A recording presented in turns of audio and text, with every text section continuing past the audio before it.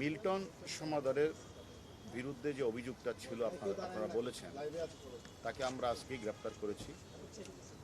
তার বিরুদ্ধে অনেকগুলো অভিযোগ, এবং সে তার বাড়ি হলো বরিশালের উজিরপুরে।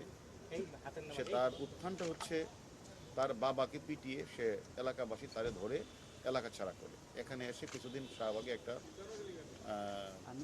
ফার্মেসিতে কিছু কাজ করতো।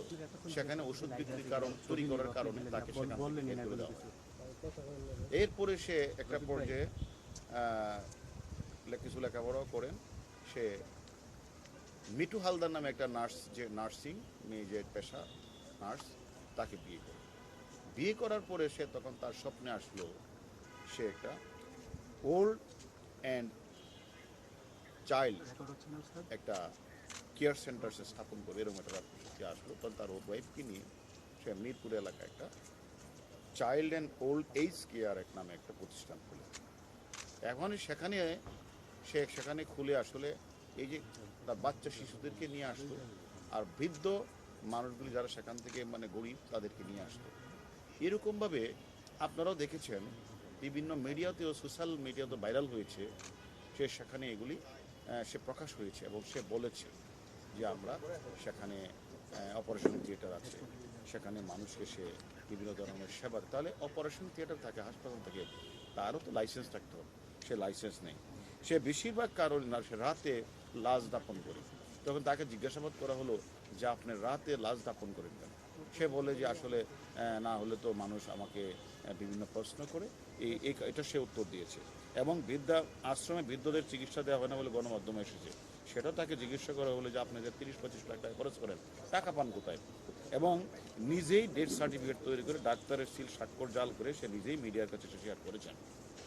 এবং আমরা এটাও জেনেছি যে সে ইতিমধ্যে 900 লাশ দাপন করলেও 835 সালের সম্পূর্ণ গরমিল কোনো ডকুমেন্টসে দেখাতে পারে না।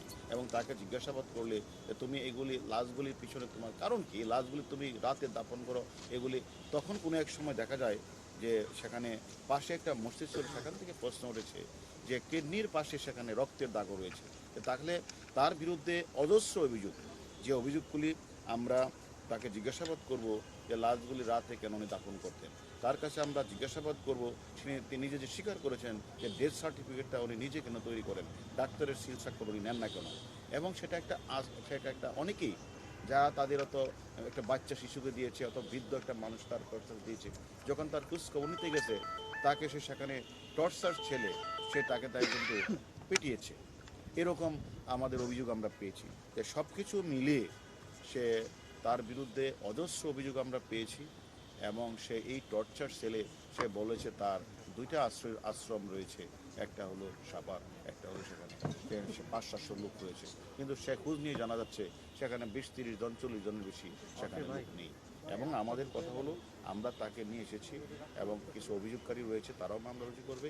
আমরা তাদেরকে রিমান্ডে নিয়ে জিজ্ঞাসাবাদ করব যে কত সংখ্যক মানুষ তার এনে চিকিৎসার জন্য গিয়েছিল, কত সংখ্যক মানুষ মারা গেল, সে কি আসলেই এই সকল তার তথাকথিত থিয়েটার ইয়ার নামে সে সেখান থেকে সে যে স্থাপন করেছেন সেখানে, যে তার ভিতরে সে যে অপারেশন থিয়েটার, সে অপারেশন থিয়েটারের মাধ্যমে সে সেখান থেকে কিডনি বিক্রি করেছেন কিনা আপনারা যে অভিযোগটা করেছেন সেটাও আমরা তদন্ত করব। এবং কেন সে নিজে ডেথ সার্টিফিকেট নিজেই স্বাক্ষর দিয়ে তৈরি করেছেন, ডাক্তারের স্বাক্ষর কেন নেন নাই, সেটা আমরা খুঁজে বের করব। এবং বেশিরভাগ লাশ তিনি দাঁড়াতে দাফন করলেন কেন, এবং তিনি 2টি আশ্রমের কথা বলে শত শত মানুষের রাখার কথা বলে সেখানে কোনো লাশ নেই, সব কিছু আমরা তদন্ত করে আমরা পরবর্তী পর্যায়ে আপনাদেরকে জানাবো যে আমরা তার বিরুদ্ধে এই অভিযোগগুলি আমরা পেয়েছি। এখন আমরা মামলা রুজু হওয়ার পরে আমরা রিমান্ডে এনে বাকি তথ্যগুলি আপনাদের জানাবো।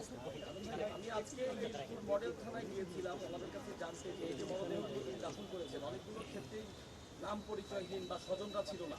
এ ধরনের মরদেহ দাফন করতে গেলে জিডি এন্ট্রি করতে হয়, আপনার ফিঙ্গারপ্রিন্ট নেওয়ার একটি বাধ্যবাধকতা রয়েছে যাতে পরবর্তীতে তার স্বজনরা আসলে সেই মরদেহটি খুঁজে পায়।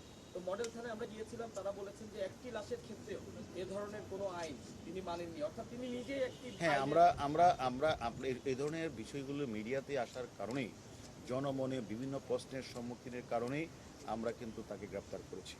এখন আমরা এই প্রশ্নগুলি উনি কেন উনি এই আইনগত প্রক্রিয়াগুলি সম্পন্ন করলেন না, রাতের অন্ধকারে উনি লাশগুলি দাফন করলেন এবং পরিবার পরিজন জানে না, তারা যখন জানতে যায় তাদের কেন তিনি পিঠালেন, আমরা সব কিছুই তদন্তে নিয়ে আসবো। হারুন ভাই, একটু পরিষ্কার করবেন আমার কাছে নিউজের ক্ষেত্রে যে ওনার নামে একটা সাদা খানের মামলা ছিল, সেটা কিন্তু জামিনে আছেন। আজকে যখন গ্রেফতার করেন, সে গ্রেফতার করলেন, আর আরেকটা কোথায় থেকে গ্রেফতার করলেন।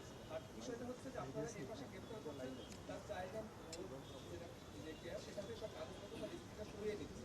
তো সেখানে তো এটা আমরা আমরা আমরা আমাদের তদন্ত টিম সেই কাজগুলি খোঁজ খবর নিচ্ছে, কাগজগুলি তার ওয়াইফকে আমরা জিজ্ঞাসাবাদ করব এবং কাগজগুলি আমরা উদ্ধার করব এবং তার বিরুদ্ধে একাধিক অভিযোগ আমাদের কাছে আসছে, যে মামলা রুজু হবে, মামলা রুজু হওয়ার পরে আমরা রিমান্ডে আনবো।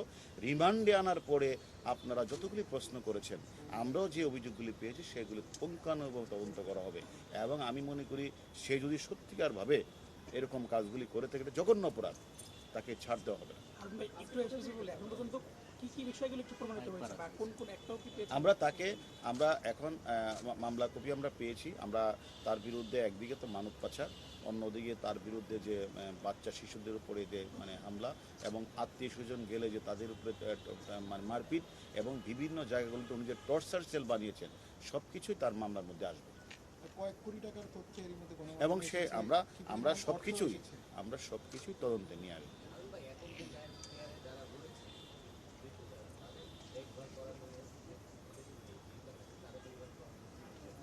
সেখানে আমরা তো সেখানে এটারও খোঁজখবর নিচ্ছি, সে তার কাজটা কি, সেখানে তার কোনো, সে তো আর এগুলি দেখভাল করার কথা না, সেখানে তার লোকজন আছে কি না, অ্যাকচুয়ালি এখন স্বাভাবিকভাবে চলবে এবং তার কাছে আমরা জিজ্ঞাসাবাদ করব এটা আসলে তার বিরুদ্ধে যে ভয়ানক তথ্য আসছে, তাকে সেই সব কিছু আমরা তদন্ত করব। তদন্ত করে যদি মনে হয় যে সকল অভিযোগগুলি এসেছে, মামলায় যে আলামতগুলি আছে সেগুলি তার বিরুদ্ধে সুস্পষ্ট অভিযোগ নেই, তো সেক্ষেত্রে আমরা আইনগত প্রক্রিয়া যা করে সেটাই করব। ধন্যবাদ।